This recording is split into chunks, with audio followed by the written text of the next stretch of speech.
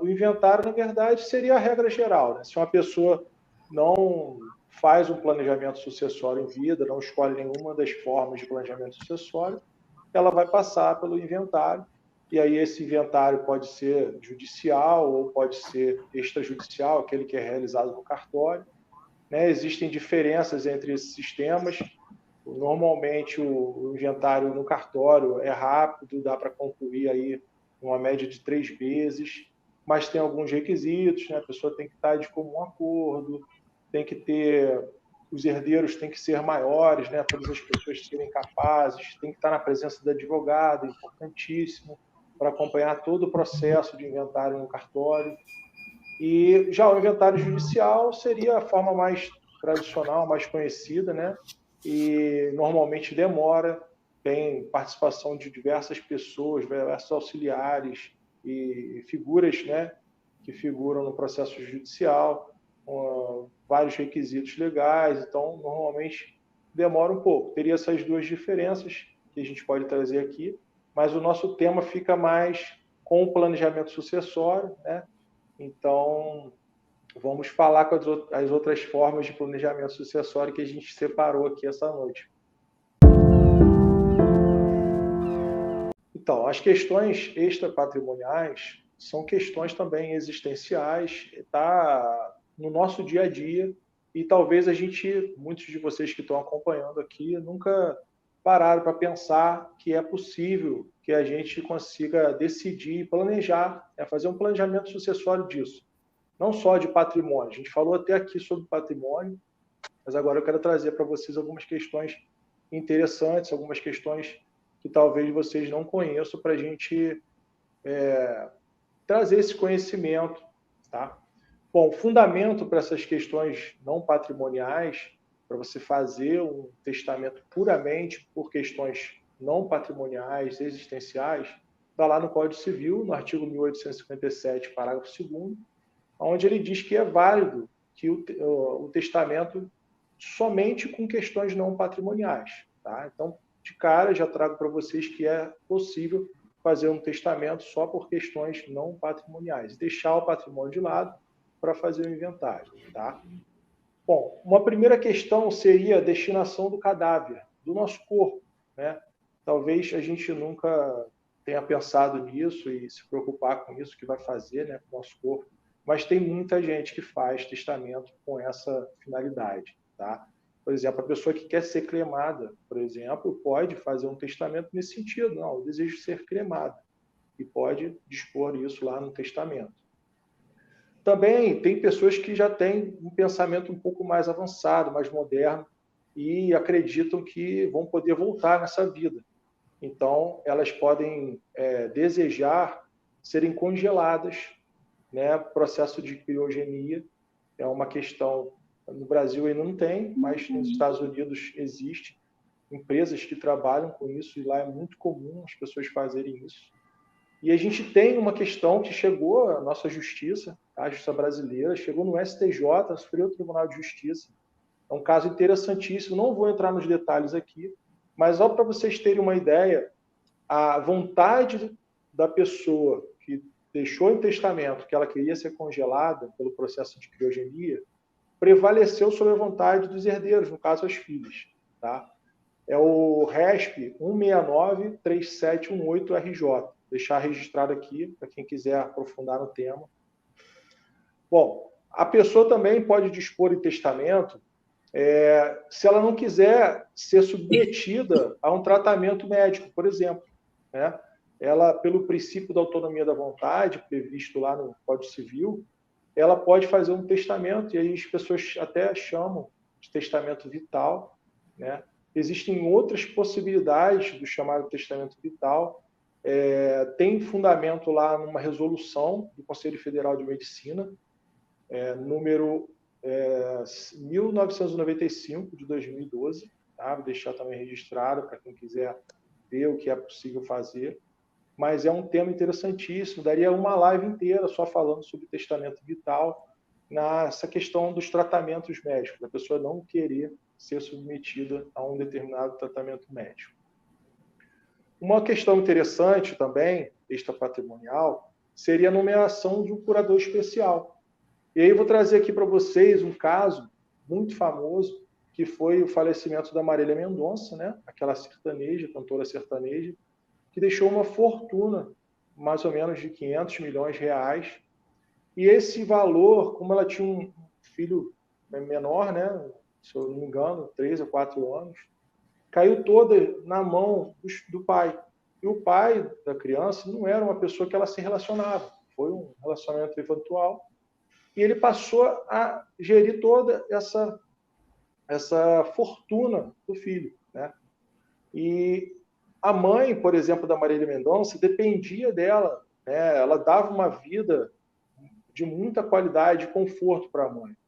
E ela não tinha um testamento, ela não, por exemplo, pensou que isso pudesse acontecer, ela viajava de avião, né, para lá e para cá, e apesar de não ser comum um acidente com avião, né, um transporte seguro, pode acontecer, você pode faltar, e ela tinha essa questão, não tinha nenhum outro instrumento de planejamento patrimonial, e se ela pensasse na figura do curador especial, talvez a mãe dela não perdesse esse conforto, talvez essa questão fosse administrada pela mãe, patrimônio ali, na figura de curador especial.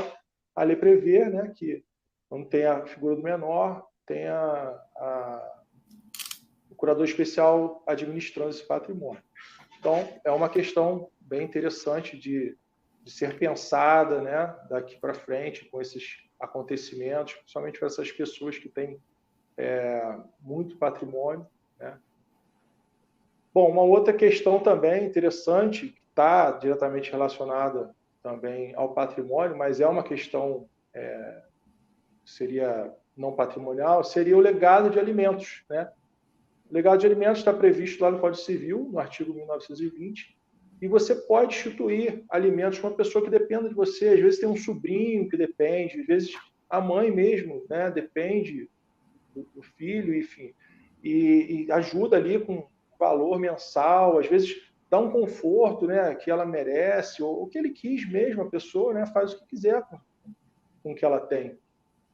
E se você prevê lá em testamento que aquele legado de alimentos, que aquele alimento deve continuar pelo tempo que você quiser, ou por prazo indeterminado, que aquele valor seja reduzido, ou que seja fixado em salários mínimos. Então, ali você pode dispor como você melhor entender para dar continuidade àquilo que você fez em vida por aquela pessoa que depende economicamente de você. E um testamento resolve essa questão. Tá? Uma outra questão também que é possível fazer renúncia de herança por testamento. Tá? Inclusive, essas questões que eu vou falar aqui são questões que estão contempladas no nosso novo Código de Normas de Corregedoria aqui do Rio de Janeiro. Tá? Foi uma legislação que foi atualizada recentemente. Então, muito do que eu estou falando aqui está previsto já na legislação apoio legal para, né, tornar aí mais efetivo, mais válido o testamento. Então, é possível também reconhecer filhos.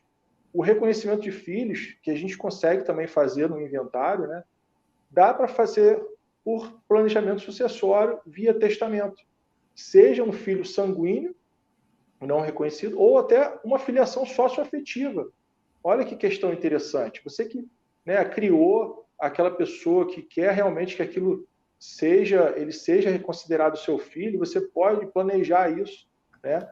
E não depender, de repente, de uma ação de adoção, ou que seja uma adoção, né, durante a sua vida, que demora, ou uma adoção pós-morte, você pode reconhecer em testamento e a sua vontade vai prevalecer e você vai ter aquele filho reconhecido. É uma questão bem interessante que é pouco usada. A gente vê muitos processos aí de reconhecimento de filiação desnecessários que poderiam ser planejados em vida. E uma outra questão também, que é pouco, né, conversada, pouco divulgada, é a destinação de material genético congelado. Né? Se você quer autorizar o uso daquele material genético depois que você morrer, ou não. Você pode dispor um testamento em relação a isso. Tem muitas famílias que congelam, tem pessoas que fazem isso e não sabem que pode dispor ali em testamento para utilizar ou não.